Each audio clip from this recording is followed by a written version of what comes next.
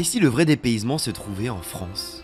Dans un endroit où l'on croise plus de singes que de feux rouges, où les routes s'arrêtent net face à l'immensité verte, et où les saisons ne se comptent pas en été ou en hiver.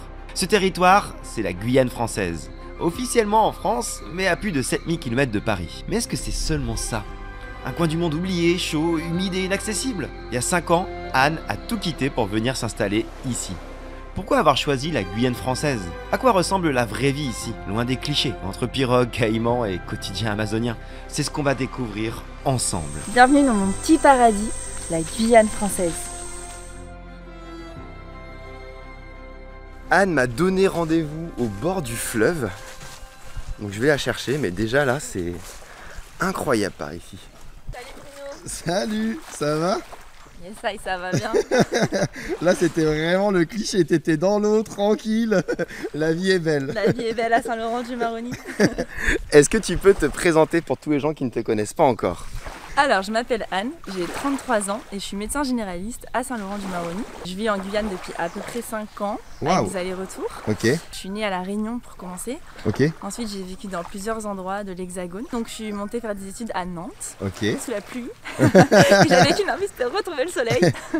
Du coup, dès que j'ai pu, je suis repartie. Et là, l'opportunité avec la fac de médecine, c'est de faire un internat aux Antilles Guyane. Waouh. Et j'étais genre, oh, ça existe ça, mais c'est génial. Ouais, c'est une belle opportunité. Ah ouais, je me suis retrouvée en Guadeloupe et puis après de fait en Martinique et en Guyane parce que j'avais envie de découvrir au max quoi. Ok, donc la Guyane c'était un heureux coup du hasard ou t'avais quand même une véritable envie de l'explorer, d'y vivre de base? En fait je voyageais, j'ai habité au Sénégal un petit bout. À ce moment-là j'ai vu un reportage sur la Guyane et j'étais au Sénégal et j'adorais l'ambiance de la Casamance. Je me disais, ouais, ça, on dirait trop les mêmes ambiances, j'ai envie d'aller voir et la Guyane elle est sauvage, elle est belle, j'ai envie d'y aller.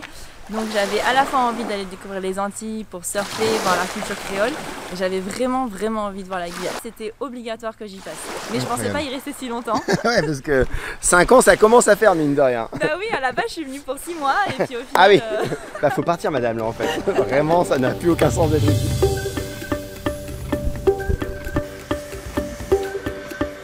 Bruno, t'es prêt? On arrive à la pirogue.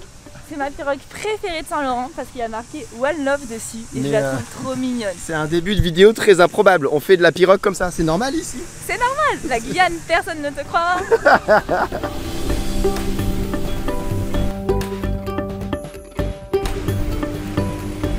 Mais est-ce que c'est normal ce qui nous arrive? Genre, c'est quelque chose que tu fais souvent? Oui, c'est quelque chose que je fais souvent. Quand j'habitais à Maripasoula, je prenais souvent la pirogue pour remonter le fleuve. Voilà, globalement, c'est quand j'ai besoin d'un moyen de transport. Ok. Ou quand il y a des potes qui viennent me voir et que je leur fais visiter la rivière. Ouais, donc il y a quand même des gens, c'est leur transport quotidien Ah oui. au final pour... Ah oui. Ok. En fait, ici, beaucoup de gens vont au Suriname très souvent. C'est là où ils font leurs courses, c'est moins cher, etc. Et donc, c'est habituel. Le week-end, on prend la pirogue pour traverser. Toi, tu y vas souvent par exemple au Suriname? Non, j'y vais pas souvent, j'y vais 4 fois par an. Ok, ouais, Max. parce que vraiment, t'as juste le fleuve qui sépare les deux pays. C'est Voilà. quand même assez incroyable. Mais par exemple, tu vois, j'ai vécu dans cette maison pendant 1 an et les propriétaires sont amérindiens. Et eux, ils y vont un week-end sur 3, ils prennent cette pirogue ou un week-end sur 2 même.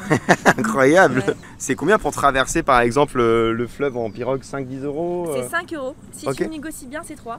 Ok. Mais comme avec on a des têtes de blanc, ça va être 5. 5000. Ça commence à devenir Alors. cher, monsieur.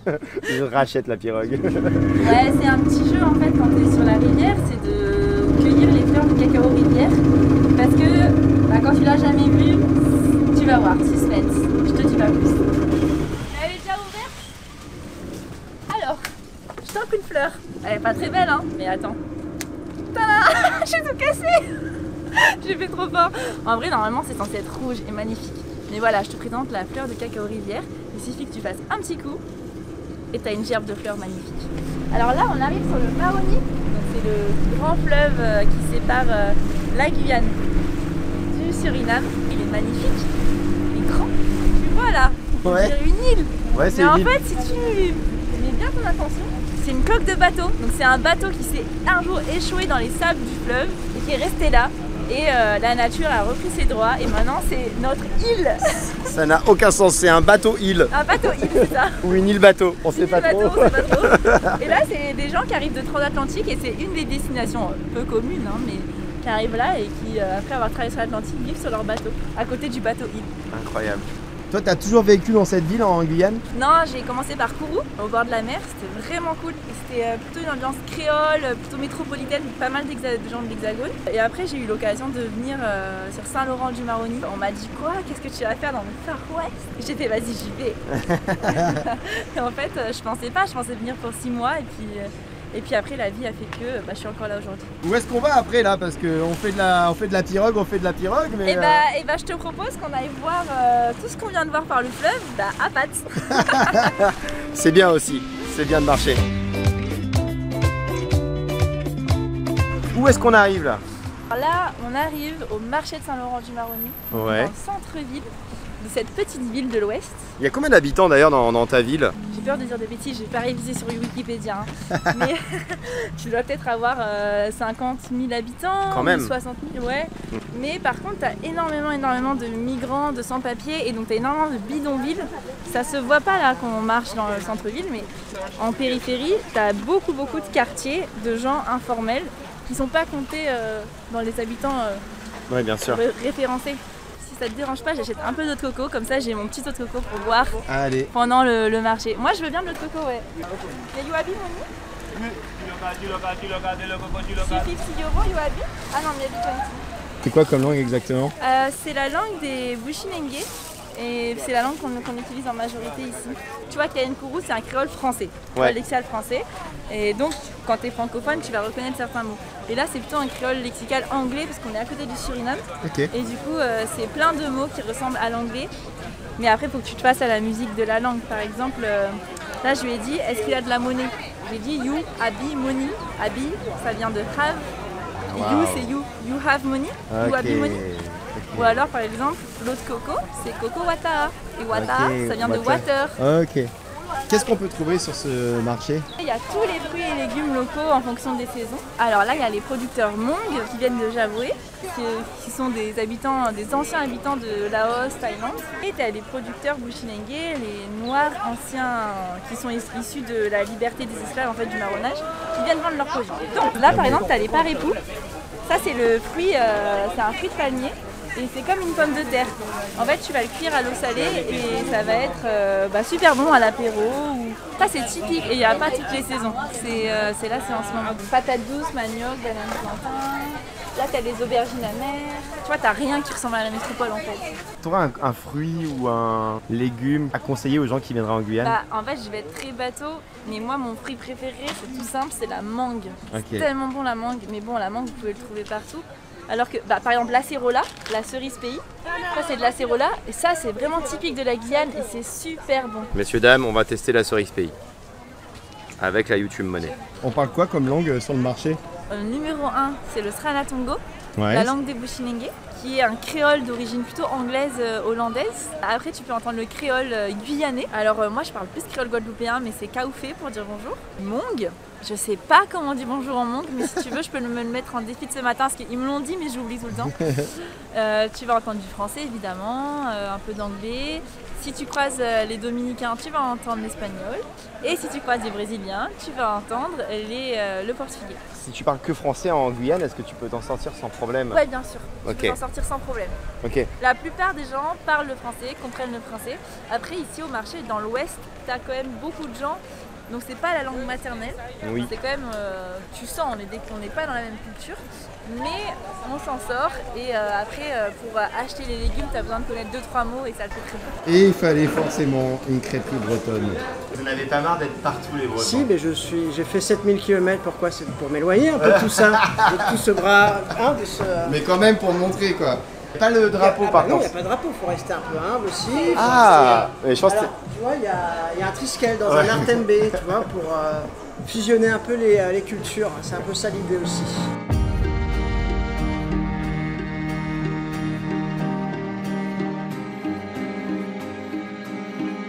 Là, on est devant le camp de la transportation. Ouais. C'est un bâtiment important dans l'histoire du pays, l'histoire de la Guyane, parce que c'est là où les bagnards arrivaient avant d'être dispatchés à travers tout le département. Tu peux expliquer ce que c'est concrètement? Oui, c'est la France qui s'est dit et si je me débarrassais de la racaille et qu'en même temps j'en profitais pour coloniser un pays. Et donc, bingo, une pierre deux coups, ils ont eu l'idée de faire le bagne. Ok. Et donc en gros, le principe c'était d'envoyer les délinquants français dans les bagnes de la Guyane pour qu'ils construisent des bâtiments ici et qu'en même temps ils débarrassent le plancher et qu'ils payent leur peine de prison. Ouais. Et ça construit cette image d'enfer vert en Guyane parce que les conditions de détention étant extrêmement difficiles, la plupart partaient mais ne revenaient pas parce qu'ils mouraient. Ouais. Et donc ça fait partie un peu de l'histoire noire du département. Il y a 40% des gens qui arrivaient donc en Guyane qui mouraient dès la première année. Ouais, voilà. Donc c'est énormissime. Il faut quand même se dire que c'était jusqu'à il n'y a pas si longtemps. Hein. Le bagne c'était jusque dans les années 50. Ça Ouais, fait même c'est pas vrai. 100 ans que c'est terminé. Aujourd'hui, la ville en a fait quelque chose de positif. Donc elle a voulu garder ses murs qui sont authentiques, rien n'a bougé. Mais maintenant c'est un haut lieu de la culture. C'est là où on va aller au théâtre, au spectacle. Il y a la bibliothèque, il y a le Caslab où on va fabriquer. C'est ouvert à tous et on peut fabriquer tout et n'importe quoi avec des super machines. Donc c'est vraiment un lieu de culture pour les jeunes locaux. C'est là où ils vont se former au métier du cinéma, au métier du spectacle, au métier de la vidéo. Enfin plein de choses et c'est un plus pour la ville. Est-ce qu'il y a des traditions, des choses qui rendent la vie en Guyane un peu unique? Ah, le carnaval, c'est the truc en Guyane. C'est incroyable. C'est 2 mois de fête. Faut être 2 prêt, mois hein. 2 mois de carnaval, c'est... Ouais, faut doser là par contre. C'est 2 mois. C'est l'événement attendu. Je crois que c'est un des plus grands carnavals au monde. Et pendant 2 mois, du jeudi au dimanche, on fait la teuf. On danse. On va parfois même se déguiser de la tête aux pieds en tout loulou. Et on danse... La mazurka, ça s'appelle. C'est de quand à quand exactement le C'est en janvier et en février. Rendez-vous compte qu'ici, il y a encore une centaine d'années, il y avait des prisonniers qui venaient de l'Hexagone et qui vivaient vraiment l'enfer, c'est le cas de le dire. Et aujourd'hui, ça a été changé en lieu culturel. Ouais. Ah, c'est quand même On est culturel, mais on voit c'est une que- belle finalité.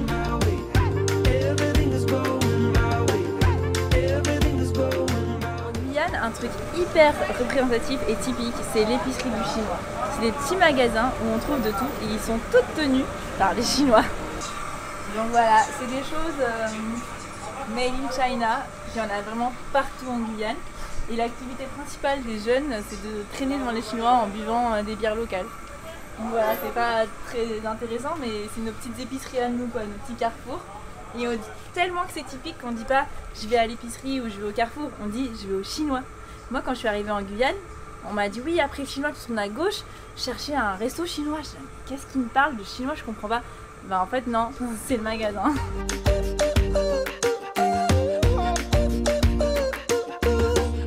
Tu peux me dire où est-ce qu'on est actuellement? Dans le quartier de la Charbonnière, Ouais. c'est un village bushinengue. Et ils ont construit des maisons typiques, on dirait des chalets, du toit pointu en bois. Ok. Et ça, là on est dans leur quartier.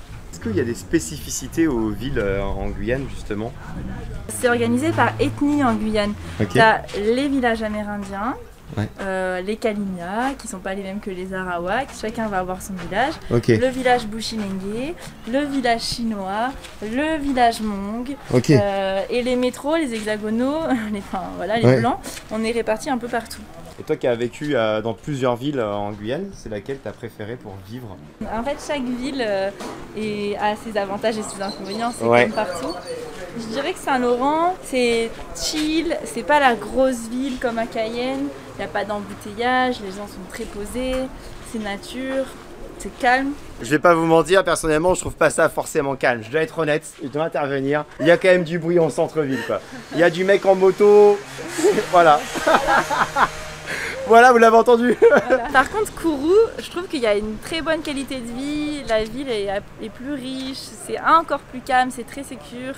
J'adore aller faire mon footing sur le bord de la mer, j'adore aller sur le fleuve, le week-end en Carbet, c'est les restaurants en bord de mer, enfin, c'est vraiment hyper agréable à vivre. Je trouve que voilà, chaque ville a ses spécificités. Et est-ce qu'il y a une ville qui est connue pour être un peu la plus belle de toutes, qui a plus de charme, je sais pas. Alors je dirais que celle qui a le plus de charme, c'est le centre-ville de Cayenne, parce qu'il y a les maisons créoles typiques. Après, les villes de Guyane, à mon goût personnel, c'est pas les plus belles villes Ouais.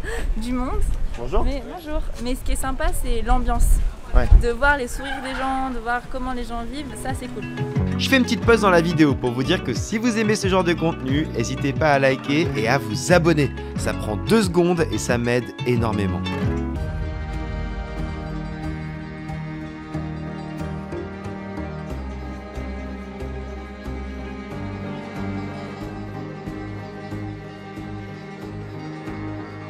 Donc là, je t'emmène dans un lieu, un petit coin de paradis.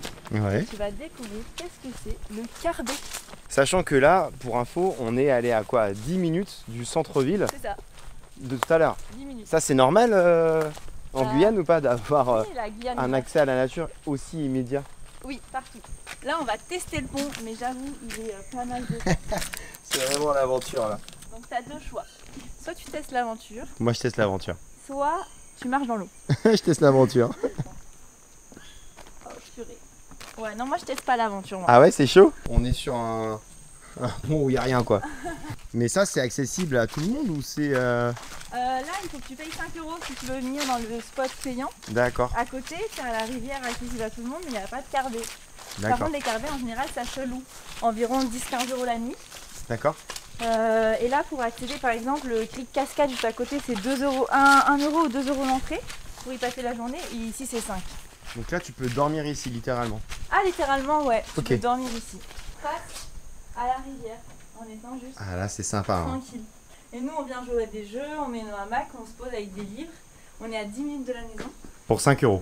pour 5 €. Et t'es seul au monde. Et j'avoue que là, le cadre, il est quand même paradisiaque quoi.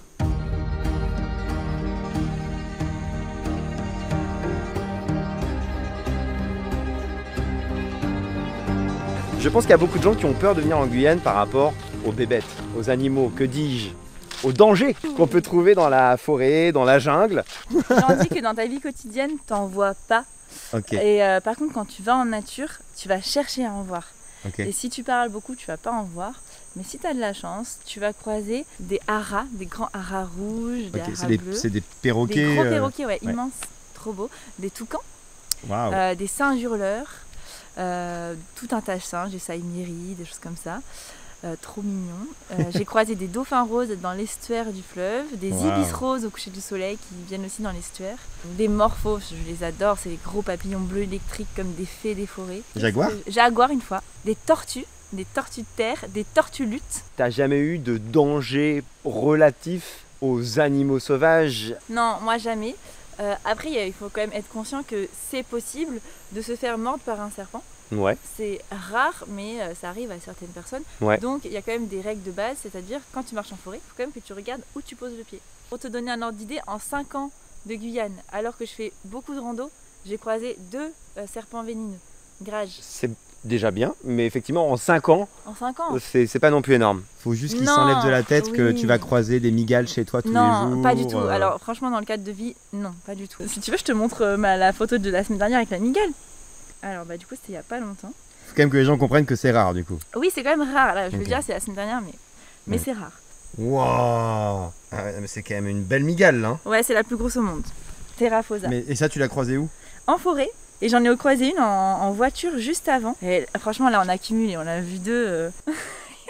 Tu passeras pas ça. Ils vont croire que la Guyane est pleine de migales. T'inquiète, je passerai pas ça du tout. Alors regardez, là, on est avec la voiture et en fait, la migale, elle est à côté de notre voiture et elle passe sa vie tranquille. Ça fait la taille de ta tête. Plus grande que ma main, ouais. Il y a beaucoup d'abonnés sur Instagram, sur YouTube, qui m'ont un peu sorti le discours du la Guyane c'est dangereux, la Guyane tu vas mourir. Toi ça fait 5 ans que tu habites là, qu'est-ce que tu peux nous partager par rapport à ça? Mon avis, c'est que oui, il y a de l'insécurité, donc il faut choisir là où on habite. Il y a des quartiers où on craint rien.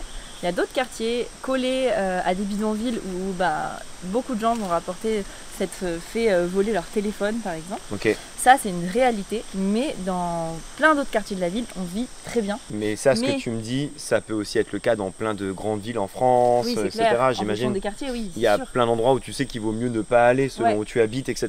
Je pense que Exactement. beaucoup de gens qui nous Ouais. suivent peuvent convenir de ça. Ouais. Donc ce que tu me dis, c'est qu'il faut faire preuve d'un peu de bon sens, écouter les conseils des locaux peut-être. Demander quels sont les quartiers qui craignent, où vaut-il mieux habiter Ouais. et quelles sont les règles de sécurité, type ne pas se balader seul la nuit dans tel et tel quartier, mais c'est ok pour tel et tel endroit. On parle pas du positif et c'est dommage parce qu'il y a énormément de positifs en Guyane française et dire tout le temps c'est dangereux, c'est dangereux, c'est dangereux, déjà c'est faux et en plus ça participe au fait de reléguer une mauvaise image.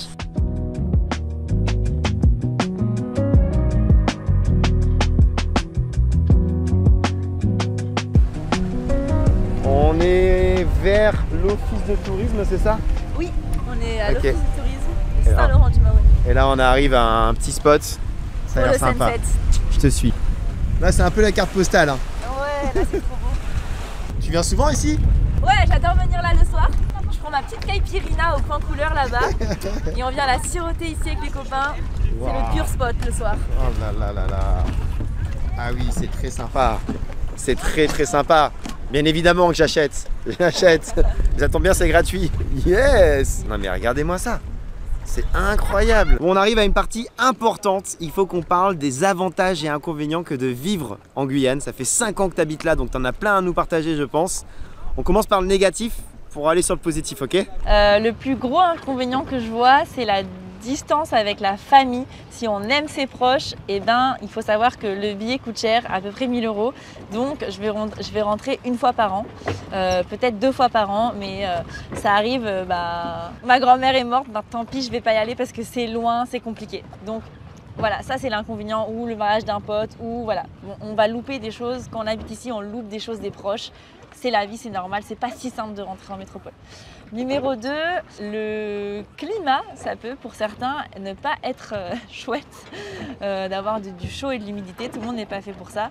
Mais moi, j'adore, j'aime être en t-shirt toute l'année, j'aime cette chaleur, j'aime ça, donc pour moi c'est pas vraiment non plus un inconvénient, mais pour certains ça peut l'être. Numéro 3, le coût de la vie est super méga chère, il faut y être préparé, ça fait mal quand on arrive de France parce que waouh, x2, quand tu vas au supermarché, concrètement, c'est pas ouf. Numéro 4, le manque d'accès à la culture. Ici, c'est pas développé comme en métropole. Donc, il y a une offre culturelle, mais quand même 10 fois moins qu'en métropole. Et ça, parfois, ça me manque. Du coup, quels sont les avantages que de vivre en Guyane? Le premier, c'est l'ouverture d'esprit que vivre en Guyane apporte.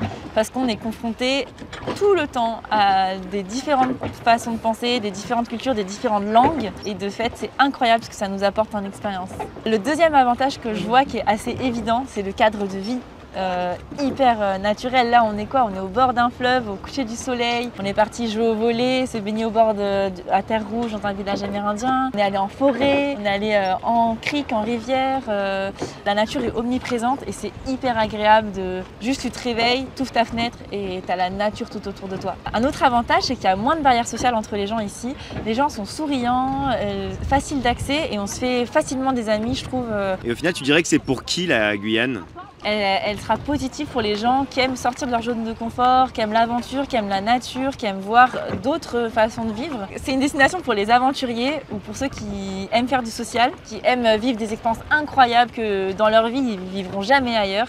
Et on a la chance d'être dans ce département français qui nous offre cette opportunité de, pendant quelques temps ou quelques années, de vivre des choses comme jamais, voir des singes, la nature, c'est fou ce que ça offre la Guyane en termes d'aventure humaine. Et voilà, faut être prêt à ça par contre.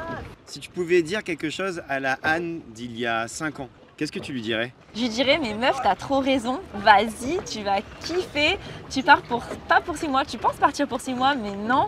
Et en fait, la Guyane, elle va t'apporter un chéri, un boulot, des amis de fou, des aventures de fou, et ça va te faire grandir, et tu vas devenir un médecin incroyable qui aura vécu et vu tellement de choses, appris plein de langues, et je suis fière de la personne que je suis devenue, et merci la Guyane. Si cette vidéo sur la Guyane vous a intéressé, n'hésitez pas à cliquer juste là pour en regarder une autre sur une carte animée sur la Guyane. Vous allez apprendre plein de trucs sur pourquoi cette partie du monde est unique justement. Peace!